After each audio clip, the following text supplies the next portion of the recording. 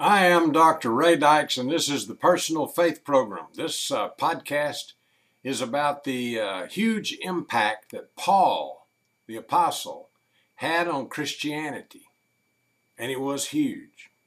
His Greco-Roman name was Paul. His Hebrew name was Saul.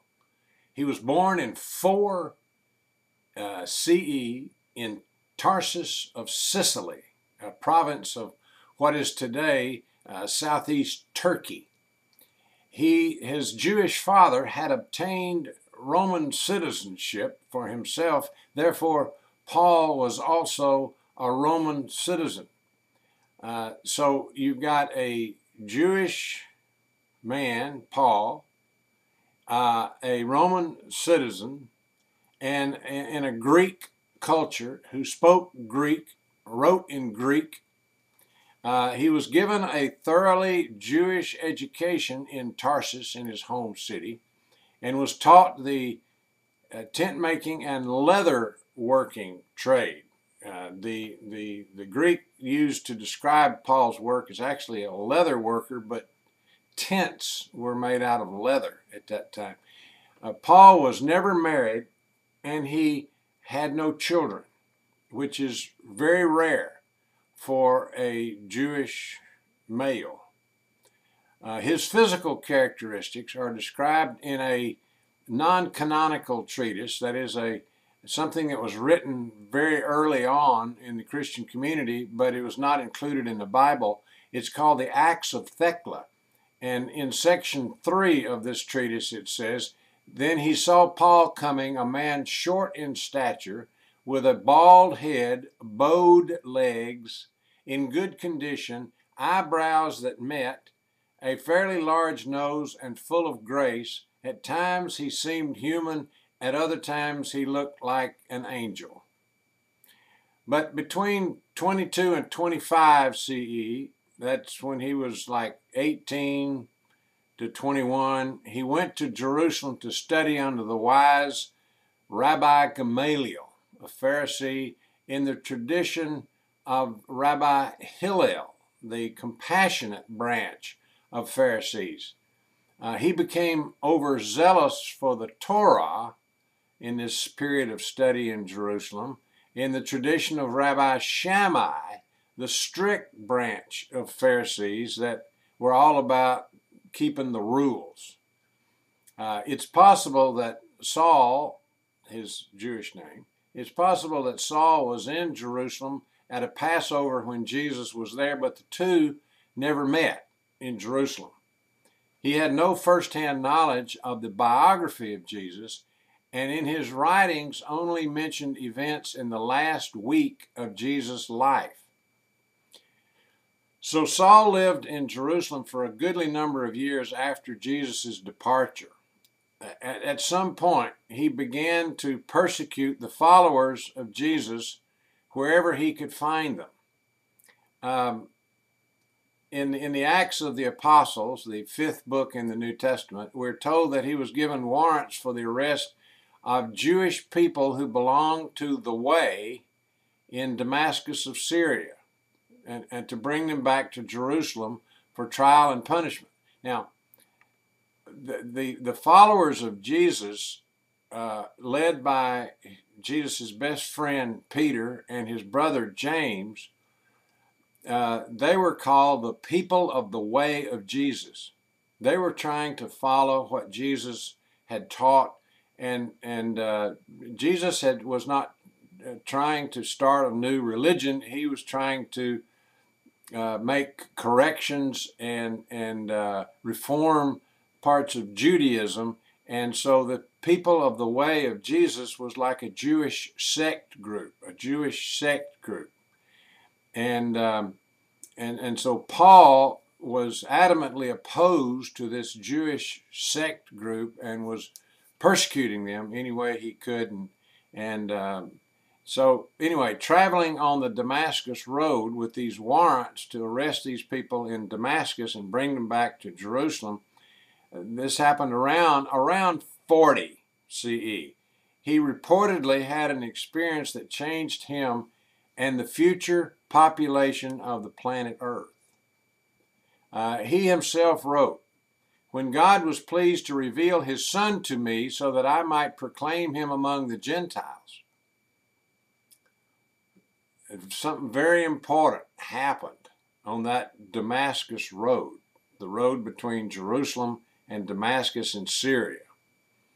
The scribe of Acts wrote that Paul experienced the voice of Jesus, not the image, didn't see Jesus, but heard the voice of Jesus calling to him from the sky, "Saul, Saul, why are you persecuting me?" Paul responded, "Who are you, Lord?" Jesus responded, "I'm Jesus whom you're persecuting." Judging him, finding him guilty of persecution, and providing forgiveness and the means of salvation for him. Later in Acts, the scribe wrote that Paul tells of this same experience on 2 occasions, first in Jerusalem and then in Caesarea Maritima before King Agrippa. If this story is factual, and I think there's something happened on the Damascus Road, Paul experienced Jesus as a God who had returned from heaven to earth to judge him and save him. This Damascus Road event was the single most important event in the formation of Paul's theology and became the hub of all of Paul's theology. And in Paul's theology is the backbone of all Christian theology. Paul's hope and faith was that his experience would be repeated soon for the whole of the human race. As a result of this experience, Paul turned the historical Jesus of Nazareth into Jesus Christ. Now, Paul made Christ to be Jesus' last name, essentially, even though he knew that Christos is a title like Caesar is a title, and the Greek translation of the Hebrew word Messiah or Mashiach, meaning anointed one. But Paul was intent on showing his readers and listeners that Jesus Christ was superior to Nero Caesar. So we have in the historical Jesus a poor stonemason. The Greek word translated by the English as carpenter is tekton, which means builder, and buildings were made of stone in the Galilee, not wood. And Jesus was historically an itinerant rabbi from a backwater area of Palestine known as Galilee. Paul transformed him into a God, the second in command to the highest God in the whole world.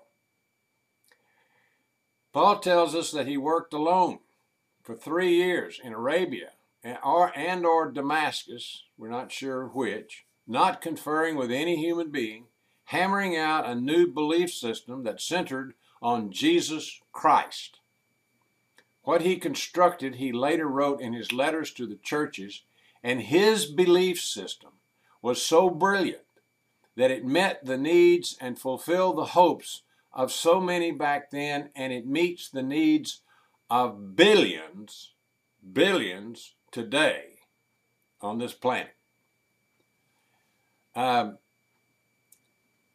Let's talk about what Paul wrote. There's general agreement among scholars that Paul actually wrote 7 letters attributed to him. The other 6 letters attributed to Paul are disputed for 2 reasons. One is the Greek vocabulary in the other 6 is different from the 7 that we feel comfortable that he wrote.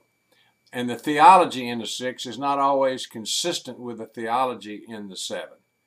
Now, here's my best guess as to the dates and authorship of all 13 of the letters attributed to Paul. The first letter was 1 Thessalonians, written in 51 by Paul to the church in Thessalonica in northern Greece.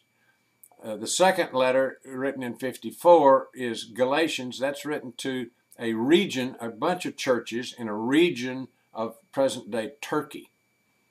The third letter is Paul's first letter to Corinth, 1 Corinthians, Corinth in Greece. The second letter is written in 55, is the second letter to Corinth in Greece.